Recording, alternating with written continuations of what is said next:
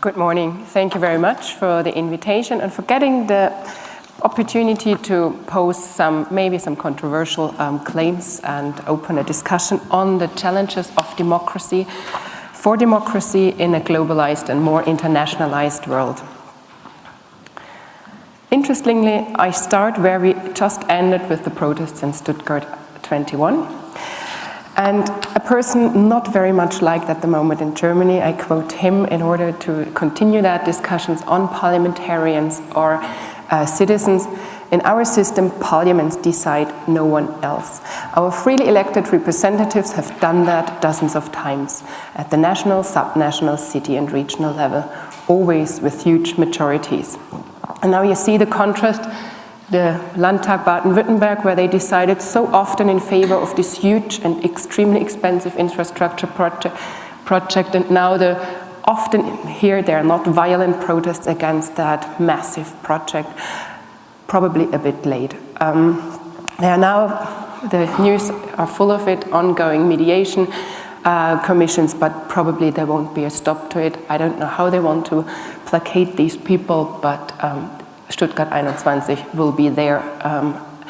But what I actually want to draw attention to is that in most of our most political systems, it's the parliamentarians who decide or take decisions as representatives of the people and of the citizens. So I want to shed particularly some light on that body, the parliament. So the structure of my presentation is as follows.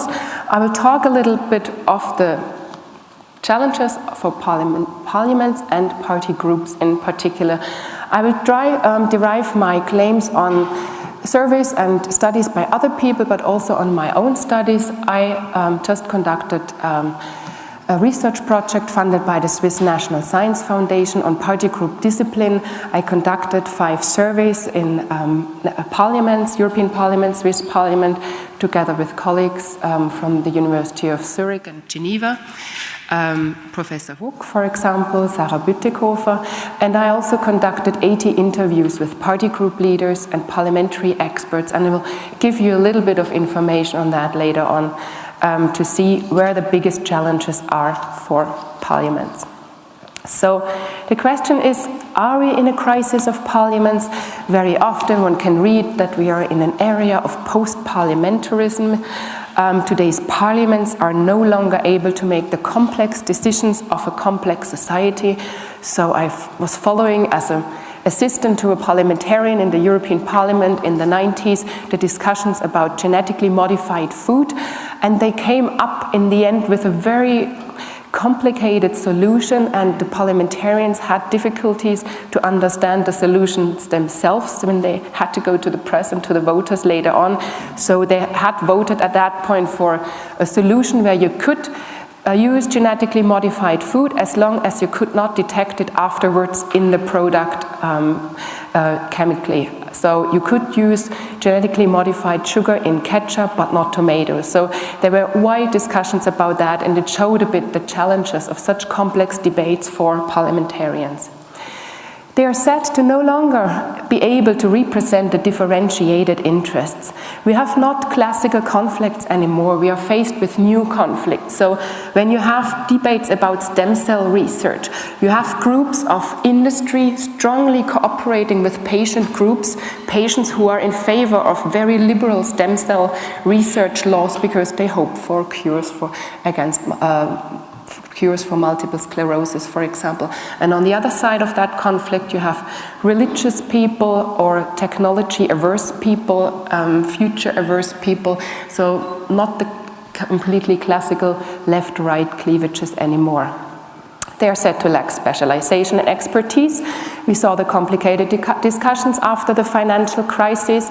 Coping with the complexities of, for example, the banking sector and the financial sector can be a challenge.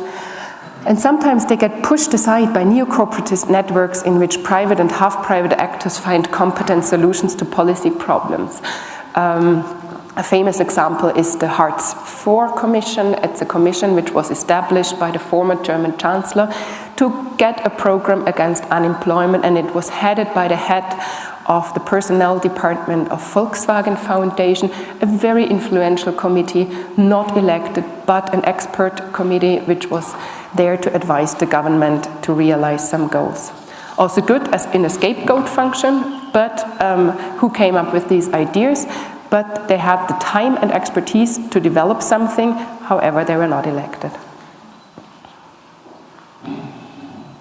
The defense of parliaments and parliamentarians starts then with arguing, well, they are still there and they still decide, so they can't be in a crisis, and they survive for a long time. They adapt well over time to differing demands of society, they integrate new groups, they do change. Even in the UK House of Commons, we have now for a very long time, again, a coalition government. The Liberal Democrats are on the rise. Their continuity proves their stable role in life. And internationally, when you look at international organizations, there's very often the claim to integrate parliamentarians and parliaments from the national level to a larger degree in order to democratize these international organizations. So in the EU or other organizations, there is a call for more integration to national parliaments, so it can't be that bad with a crisis.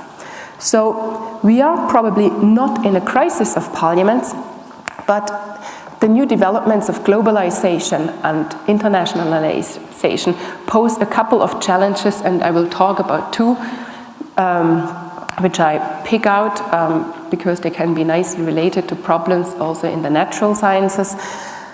And the first point will be the consequences for the professionalization of parliaments and parliamentarians, and the consequence for the voting behavior. On the one hand, consequences for the parliament, and then the second step will focus a little bit more on party groups and voting behavior. So today's challenges of parliamentarians and parliaments are certainly the complexity of issues due to globalization, new issues due to technological progress and interconnectedness of countries. So in the survey we conducted in the Swiss Parliament in 2007, my colleagues suggested, I have to admit, I wasn't so much in favor of that question because I thought we would probably not get very reliable answers. How often do you have the impression that you and your colleagues are dealing with too demanding questions when it comes to issues of technology, medicine, natural sciences, or intellectual property? I wasn't expecting much of it because I found it's basically asking, do you think you're too stupid? But they took it as it was, as a serious question of complexity and of admitting that sometimes new areas of policy are extremely demanding. And this is the percentage of questions considered as too demanding of all questions in areas of medicine and technology. So the mean is 33%. Even some parliamentarians even think that all of these questions are too demanding for them. Only 5 or 6 think that they cope well with all of these questions, and a considerable percentage thinks, yes, these questions are too demanding.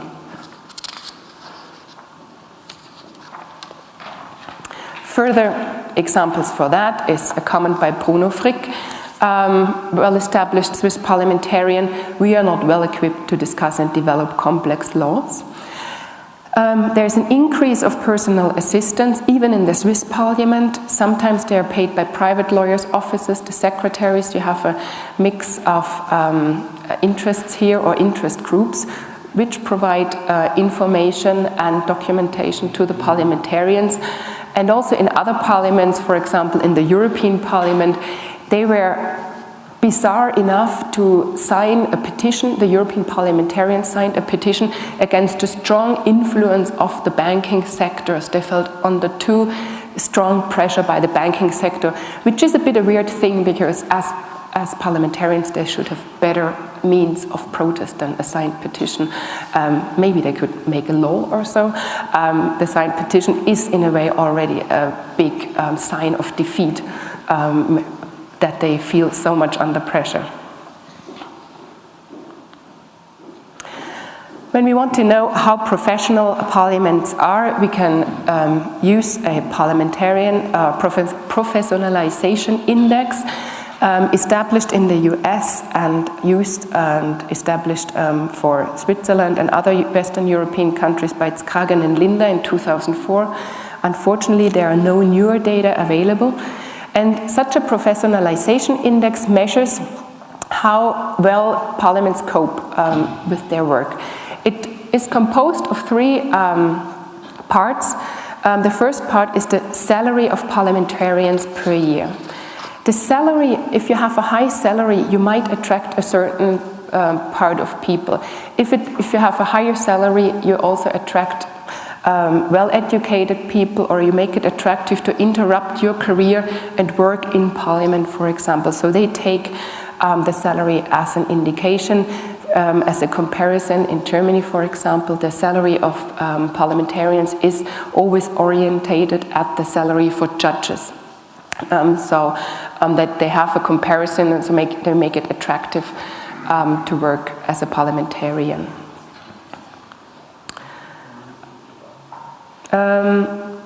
Time devoted to parliamentary sessions and committees is measured. Underlying idea is the more time you devote to parliamentary work, the better, the more professional it is. And that makes it especially apparent in the Swiss parliament. It's a militia parliament.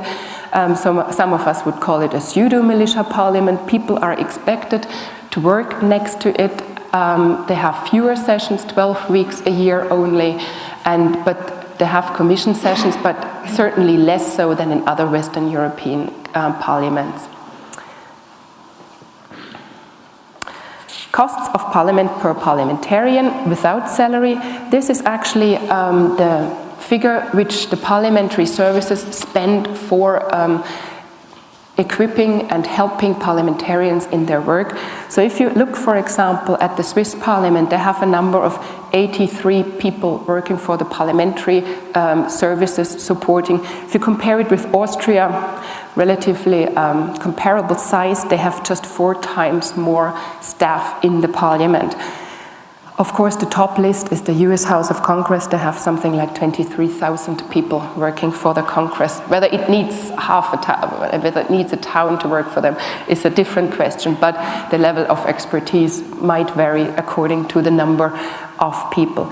You can go into more detail there. There are people who compare actually the sizes of the parliamentary libraries, the number of staff in these libraries, but they are kind of attempts to get a grasp of coping with complexity and deciding complex issues in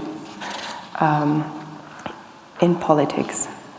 The result of that is that Switzerland is at the second last place of 20. The gold standard is the US, so whether you like that or not, it's the most professionalized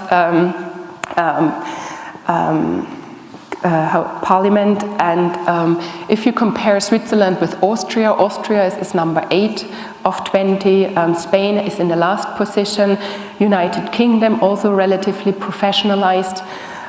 It's certainly not the best measure of professionalization, but it gives you an indication that parliaments also quite vary in their capacities. So, what would be the effects of a less professionalized parliament? Or what are the effects? In Switzerland, it's the greater influence of lobby groups, which provide information, services, and infrastructure to parliamentarians. So the pharmaceutical industry, the banking industry has, of course, a strong influence on parliamentarians. They can provide them with offices, and they are even more attractive. So for example, the head of the current Swiss parliament has also a position as head of the Cancer League. Whether she's actually able to work so much for the Cancer League at the moment is the question, but they support her and her work by granting her support by that. The question, of course, is interesting whether you can avoid that by paying them more. That's a long and ongoing discussion, whether you diminish the influence of lobby groups by paying parliamentarians more. The selection effect, if you have a militia parliament, is also exacerbated because better earning candidates and candidates from certain professions who can afford a career break are favored in a militia parliament. This is also the case in professional parliaments or in full-time parliaments. You have people from certain politics facilitating professions which are more numerous in these parliaments. Classical case, lawyers, and in some countries like in United Kingdom, teachers. Whether you want that many teachers is another question, but parliaments are never really representative of all the people in the population. And what's probably the most important point is that you have a lower standing and lower level of expertise in discussions with the executive and administrations, and one has to wonder whether one wants to equip the parliamentarians not with more knowledge and expertise when they deal with civil servants, non-elected civil servants in the executive, whether they have actually a chance to discuss complex laws with them, or whether they want to be dominated by the administration. You can also compare, for example, how many months the legislative and the executive has for discussing the budget. And in countries such as the US, actually the parliament has more time to discuss the budget, whereas in Switzerland, the parliament has just 3 months, whereas the executive has 9 months to discuss. So you see an imbalance already by the system, by such time measures, that the level of expertise needs necessarily to be lower in the parliament when they have less staff and less time to cope with these problems. What are the drawbacks? Of course, the often quoted loss of connection to the voters. The militia parliamentarians don't have time anymore to deal with their citizens. Yes, that's open for discussion whether that's the case. You have a greater professionalization at the individual level, hopefully, if you have 4 assistants working for you, or none, which is the average in the Swiss parliament, that you have no assistant or no official assistant. There must be a difference how you cope with information and complex issues. And you also end up with a lower turnover rate after elections, and thus a smaller loss of expertise. These parliamentarians develop into quite strong, very good policy experts, but they don't have a high incentive to stay in the Swiss parliament or in a militia parliament, because it's not that attractive, and they have to take care that they move on in their other professions. So these are some points for discussion on the professionalization. It's an issue which has been debated with a couple of articles in the last month in the NZZ, and actually the parliament thinks at the moment about reforming that, but it is an established norm to have a militia parliament. Whether that's actually the right thing in a complex society is open for discussion. The consequences for voting behavior. I'll shed light on some issue which hasn't been discussed very broadly in the literature so far, so-called free votes. What happens if we have to take decisions on complex issues, euthanasia, abortion, stem cell research, genetically modified food? As for an explanation, what are free votes? Free votes are votes, or so-called conscience votes, votes without recommendation by the party group. About 97% of our votes in the Western European parliaments are whipped votes. They have a recommendation by the party group leader how you have to vote. Although most constitutions, not only the Swiss constitution, have some indications of free parliamentarians, they are only subject to their conscience. Party group leaders advise parliamentarians how to vote in the majority of cases, because they do that to ensure the credibility of the party label. Their interest is to show and to keep the party credible and accountable to the voters, so that green parliamentarians make green policy and not vote all over the place. One has to remind that the large majority of parliamentarians gets voted because of the party label or not because of their personality. So party leaders ensure the credibility of the party label to make it accountable to the voters by giving that party indication. To ensure that the unity is they use sometimes discipline. That's what I investigated in another part of my research project, which measures they actually use, whether they punish them or not. Actually, the punishments are not, in most cases, not very severe. There's just a strong norm, or you try to convince people to vote along the party line. So the worst punishments are often conversations with the party group leader or the prime minister when you indicate that you're not voting along with the party line. Why do deputies then defect? They defect due to the representation of other interests, their local interests. Maybe some people do not vote, want to pay or bear the costs of certain infrastructure projects, or due to ethical considerations. And I want now to shed some light on the questions of these ethical considerations. In general, free votes are on the rise. This is in the Swiss parliament. Here it's actually not as distinct anymore, but in New Zealand and other areas, countries where we have data, they are on the rise and signify that these questions are increasing and there is a growing insecurity how to decide on certain matters. Free votes are on the rise due to the complexity of political questions and the inability of party groups to ensure voting unity. I asked 80 party group leaders and parliamentarians, parliamentary experts in Germany, Switzerland, Netherlands, European Parliament and the UK, what the reasons for giving a free vote are. So usually in most of the parliaments, people get voting lists where all the laws they have to vote about are indicated, and with plus, minus or abstention it's indicated. Or in the European Parliament you have people indicating by hand how they have to vote, because they can't oversee all 100 laws. Sometimes they have to, or 100 amendments they have to vote on a day. So when you have a free vote, you don't get an indication. In 72% of the cases of free votes, it's ethical and moral issues. 24% it's regional interests, that they are very divided.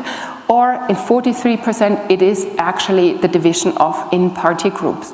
So these reasons are overlapping, so that's why they don't add up to 100%. Sometimes you have both reasons indicated for a free vote. So we have to ask ourselves, when are free votes indicated? And why you have the funny picture of the fox hunting is that fox hunting was a free vote in the House of Commons. And we all agree probably, or we all have the common understanding, yes, of course you should have conscience votes on issues and moral issues like famously abortion, research on embryos. However, the discussion, what is a moral ethical issue and what is the reason for a free vote is not very clear. And when you compare the reasons and examples of free votes in various countries, you realize that it can't be only the ethical dimension, it's also a certain inability to deliver voting unity or to develop a position on a new and complex issue. The reason for the fox hunting free vote was probably that you had an urban cleavage. You had the people in towns who could not see why foxes need to be tortured. Doesn't seem to be good for them to run around like that. Why they have to be tortured, and people on the countryside, even labor deputies in the countryside voted in favor of fox hunting. Non-smoking issue.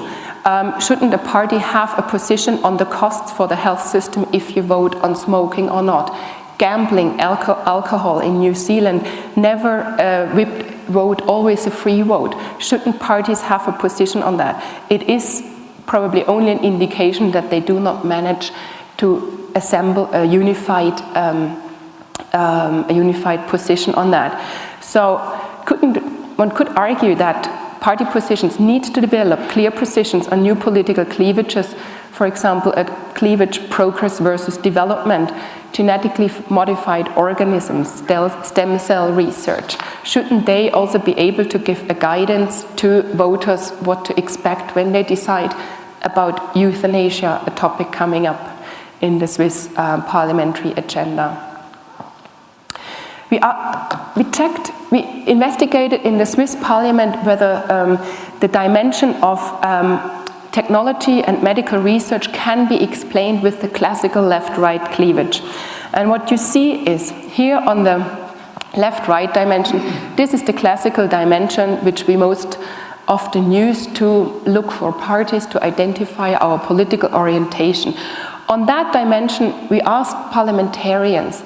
So if you have if medical progress, technological progress is in contrast or in conflict with ethical consideration, where do you lean most to?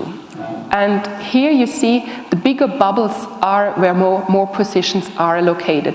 You have some relationship that the more right-leaning people are also a little bit more in favor of research.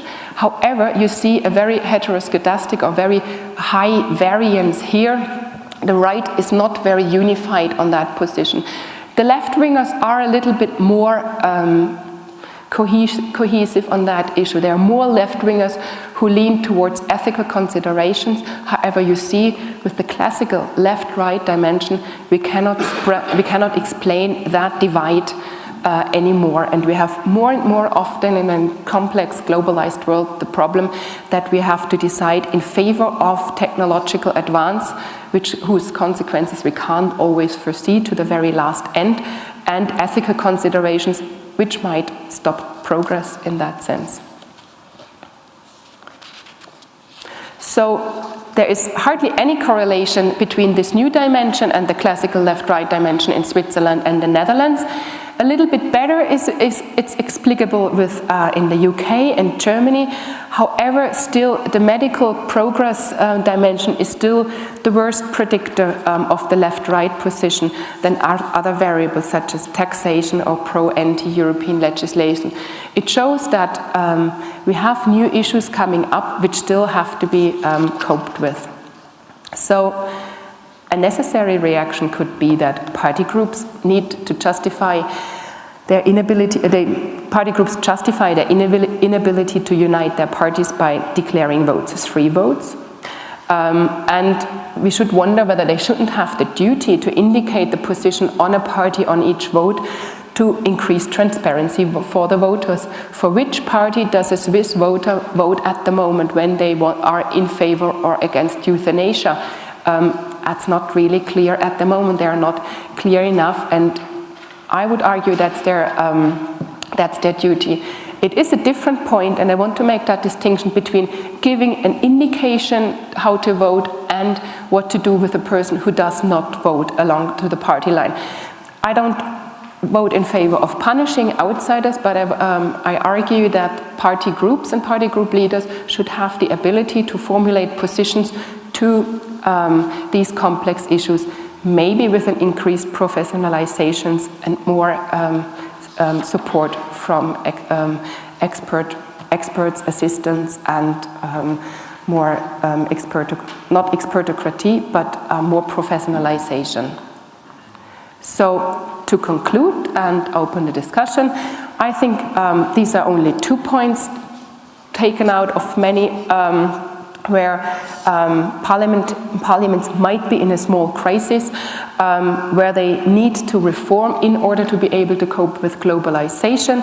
They need more professionalism in parliaments and a clearer opinion lead by parties in new political questions which came up due to new political issues and developments.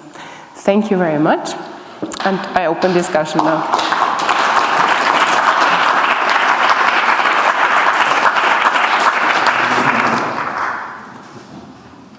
Who wants to ask questions? Well, thank you very much for your interesting analysis. What you have provided us with is an input analysis, if I understand correctly. And what I wish that I might have is that I would like to really see an output analysis of parliaments or the political gadgetry altogether. An output analysis showing us the quality and the effectiveness to solve societal problems. And another thing, just as you say, do party leaders have the responsibility to show the position of a party? Just one point, in the Swiss National Council, every vote is public, so every vote can be analyzed properly, as regards political stature or whatever. Then two questions. Do I understand you correctly that a bigger parliamentarian bureaucracy would be regarded as a higher professionalism of a parliament? Me personally, I would have an inverse relationship, if you ask me, after all these years of observation. And then lastly, I am the banking lobbyist, so I'd be very curious to know what kind of infrastructure I provide for Swiss Parliament. Thank you. Okay, output analysis. Of course, we would all like to know that, and there are attempts, and I didn't show that because I didn't find them too convincing to show how much time parliamentarians spend and how many laws they produce. But I don't think more laws are actually more quality. So I hesitate to say, well, you get 200 more laws if you work full time. I wonder whether that's actually the result we want to achieve. I doubt it. And measuring the quality is extremely difficult.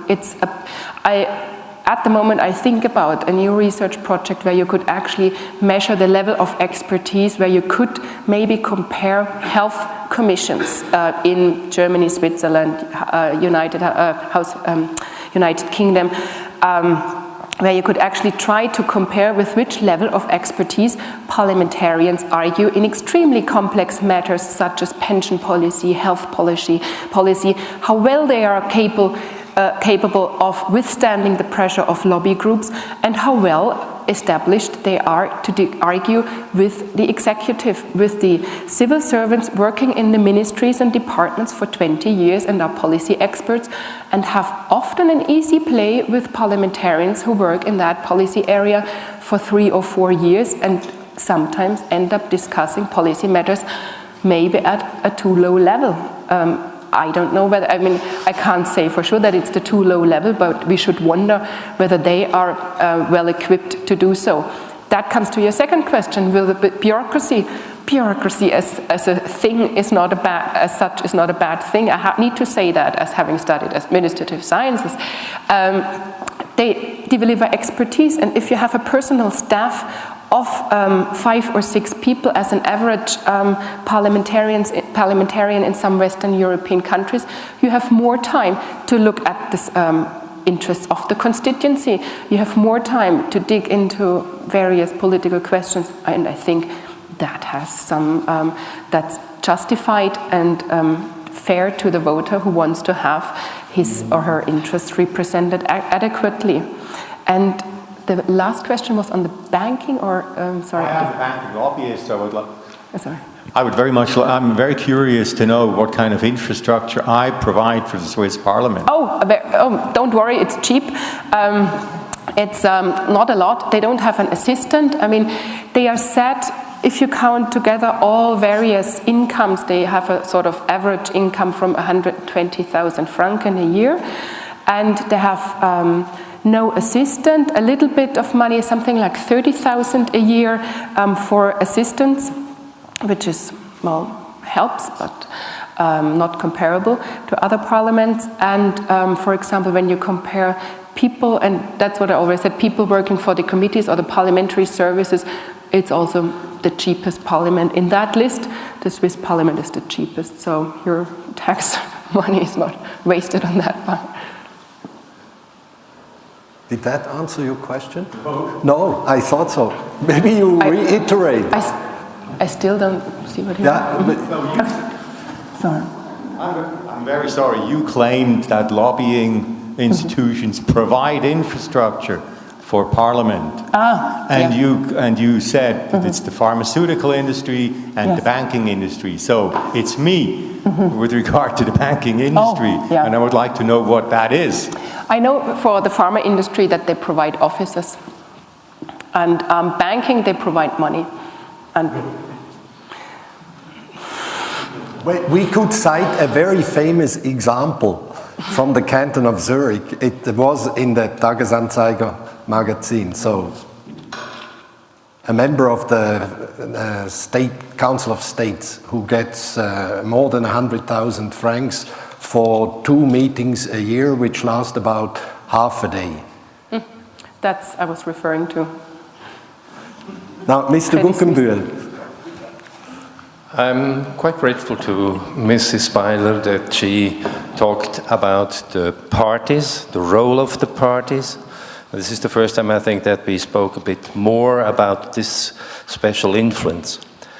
We have not talked yet about a very large group within Parliament, and I wonder how this large group is seen by you. Also on the international level, I'm talking of the farmers group, the Landwirtschaftsclub, so to speak, among the parliamentarians. How does this irregularity influence the democratic work in the Parliament? This is the question. But I want also to remind you that we have other groups. We talked about the banking. But we also talked about interest groups, for instance, in science. We tried to form clubs for science on the widest sense, but they have not so much succeeded as far as I've seen. So what is your idea about farming group, farmers in Parliament? I guess they, to a certain extent, are overrepresented because they are considered as an important group, and they are very much by tradition and culture favored by many citizens and politics. So their interests are actually overrepresented, but that seems to be a tradition that their interests are important. And so they have a long established tradition to be represented well in other parliaments, just the same. It took years in Germany to get a farmer minister who wasn't a farmer as herself, actually a green minister. And you wonder whether that's always necessary to have a direct farmer's interest representative as a farmer minister. They are in a way suited to have a parliamentary office or mandate because they can interrupt their work.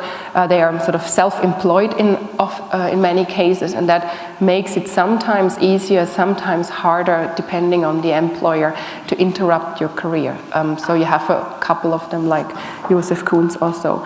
What's very deplorable is that what you were talking about, what I find very interesting, that science has tried to give some input to Parliament, but not to such great success. I would be very interested why they don't use that much more, because when you follow, for example, a very famous documentary, Mais im Bundeshus, which followed the discussions of the Swiss Parliament on genetically modified food ingredients, the level of expertise shown in that film wasn't particularly high, and you saw how parliamentarians had desperately to grapple with difficult issues, where you end up when you use genetically modified maize or not. Wolfgang. Stefanie, I have two questions. The one is related to the correlation of the professionalization of the parliaments and the influence of lobby groups. You said ceteris paribus, the higher the professionalization, the lower the impact of lobby groups. The highest professionalized parliament is the US Congress. Should we then conclude that the US Congress is the least influenced by lobby groups? Are not other factors much more important, like the electoral system, whether they are elected by lists on a proportional system or single-member districts and so forth? The second one seems to be quite interesting, the free votes. If we look to the free votes, if you have free votes in parliament, then the influence of lobby groups higher or lower compared to non-free votes in parliament?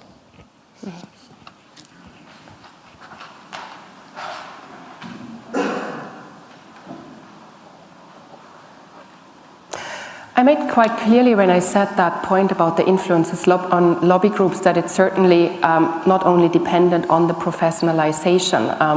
That's kind of a misquote. It is, however, a difference whether you are better equipped and are not dependent on lobby groups with expertise, and whether you have actually assistants who can do your own research, or who have more time to compare the studies, or whether you are to sort through various areas. I mean, there are, like the discussions in the European Parliament about REACH, one of the most contested laws in the last years in the European Union, whether you have to register chemical products before the already existing ones or the newly produced ones, created enormously many jobs for lobbyists.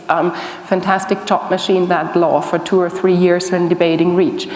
And if you are completely dependent on the industry and on other groups, non-chemically oriented groups, to provide you with expertise, or if you have assistants who sort through, I have the idea that that might make a difference. Whether it's certainly lower, not, but you might get a better evaluation of various interests if you are more professionalized.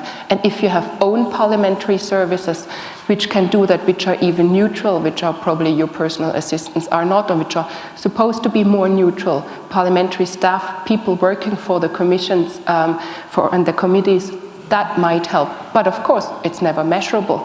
It's a claim. Influence of lobby groups on free votes. It's more difficult. They have to lobby more people if they have to work harder, because when you lobby as an interest group and you have a free vote, you have to lobby a lot of individual parliamentarians, whereas you better lobby the party group leaders or the opinion leaders in the parties when you have close voting cohesion. So it's just a difference of more or less work for interest groups. So probably the effect is higher, but not really measurable. It's a hypothesis. So the effect is probably higher on non-free votes, whip votes. I see.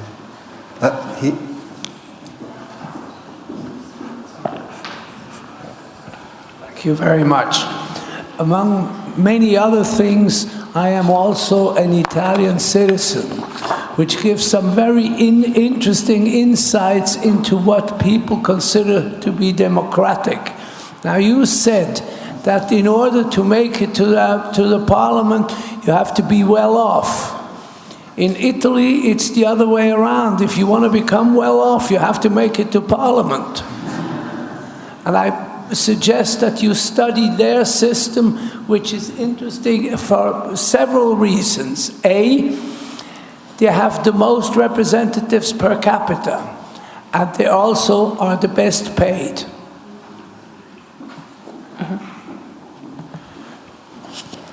Of course, more salary doesn't guarantee more quality.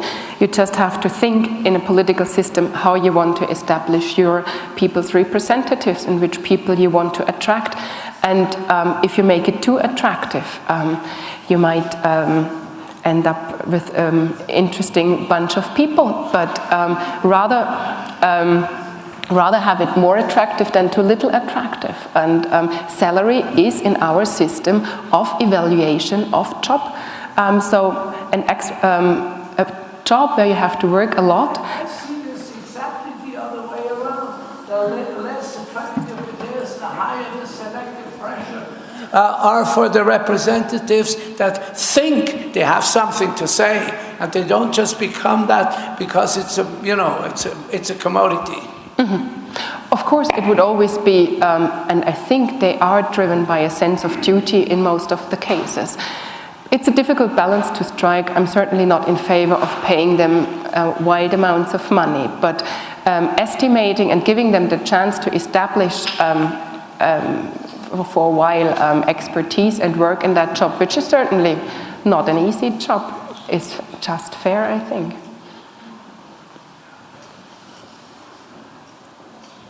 I was a bit surprised about your topical shift from democratic representation in a globalized world to challenges to democratic representatives. And then the challenge was an example resulting from transnational development relating to technology. And so I would like to ask you whether you could elaborate on 2 points. The first, as regards the national parliament. So what influence do processes of internationalization, globalization have on the process of agenda setting? Having in mind that it is often said that, for example, the Swiss parliament doesn't have so much a say anymore in certain policy areas. For example, those that are bound to bilateral agreements with the European Union, energy policy, and the like. And the second question is, you just had it as a demand that democratic representation should also be applied more at the international and global level. But you left it with the demand, and the demand can be heard often, but not so much like good models of how one could go about establishing that. And so do you have some ideas to offer how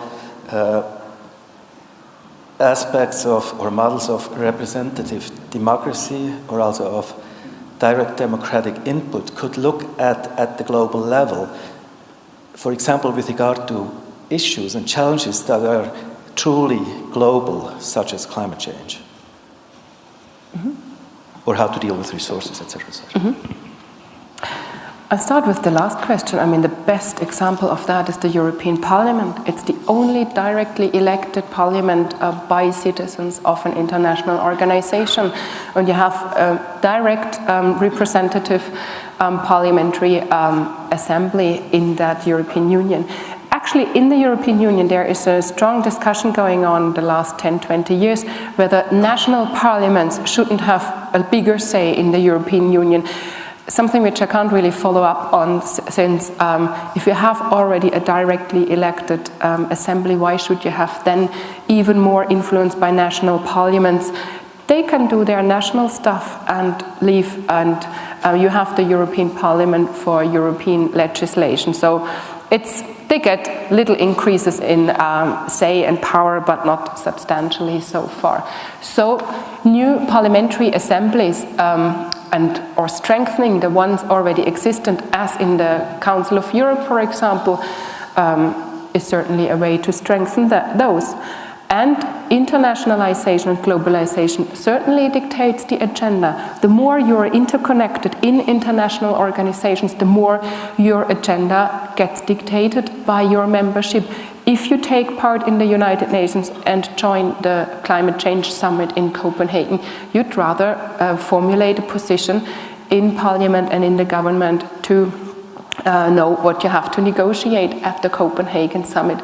And the less you're integrated in international networks and organizations, the less your agenda becomes dictated or dominated by these questions. It's a matter of your choice whether you want to cooperate in areas of environment or not.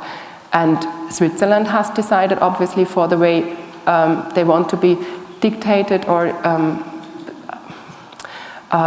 orientated by the European Union without a say. That's their choice. We take one last question, Mr. Kohler. It's not so much a question, it's more personal experience. You see, I was, for 4 years, I was the group leader of my party in Parliament. And of course, in Switzerland, the problem is we have always free votes. We have never a party discipline in the legal sense, at least. Of course, as a group leader, you work harder on some issues to get a majority within your groups and on other issues. But I think legally in Switzerland, all the votes would be a free vote. But I accept and I agree that as a party or group leader, you will work on some points that are very essential for your party.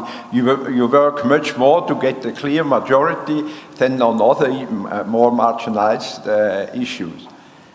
And then to the point of the professionalization, you see, in Switzerland, the big problem is more we work on professionalization of our militia or half-professional parliament, more we lose all the background of our parliamentarians that they bring in.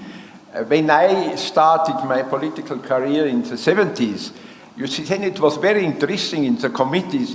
We had law professors, economic professors, we had union leaders, and of course I brought in quite a lot of experience of their profession. While now we are more and more going into the direction to a professional parliament, we lose this background more and more, and we are really in a very difficult dilemma now. Sometimes I have the impression that we accumulate the negative sides of both, you see.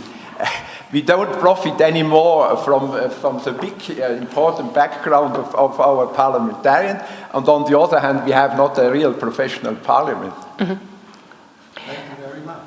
Thank you very much. That's of course a difficult point, and as I said, sort of the distribution of professional backgrounds is certainly not well representative of the overall population.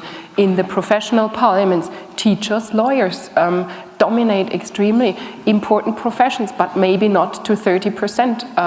So it is difficult to get a good mix of professions in a parliament. I certainly admit that, and the professionalization as such might not make the only difference. As to the party discipline, I have to say, I know Swiss people, whenever I come with that topic, they like to say, but they are free to their conscience and we don't have party discipline.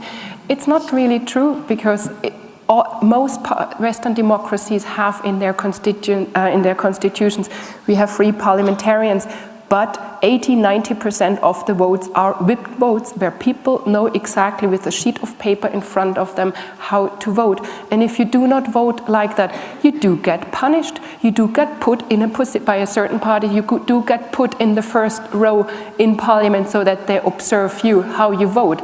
And you end up not in that party anymore when you don't vote according to party line. There are other measurements. You don't get put in the committee of your choice. Okay, these are examples from the biggest party group at the moment in the Swiss parliament. But also the other parliament groups told me, the party group leaders, of course you have mechanisms to reward or punish people who do not vote according to party line, because you do want to have your laws passed. You want to work sufficiently well. Often you don't have to do much, because people think along these lines already, and there are ways and mechanisms to avoid that. Going to outside when a contentious vote comes up is in the Swiss parliament a popular topic, sort of the cup of coffee outside, so that your vote doesn't even gets registered. And in other parliaments it's just the same. They are free, but practically, they know exactly the party group line and know what happens to them when they don't follow the party line. Maybe I can add another Please. interesting experience. You see, I remember when I was this group leader, one time a very good parliamentarian lady came to me and said, you see, with your compromises, you always win, but sometimes I prefer to lose, because then I'm nearer to my voters. And especially in the Swiss system, often parliamentarians would come to me and say, of course, the people will decide who is right, you as a party leader or I with my different opinion. Yeah, yeah. Or it can be very strategic to lose and to show your no vote, and to the voters that, well, I was at least against, I couldn't change the majority. Yes, that's a good point. Thank you. Okay, thank you very much. We have a tight schedule this morning. So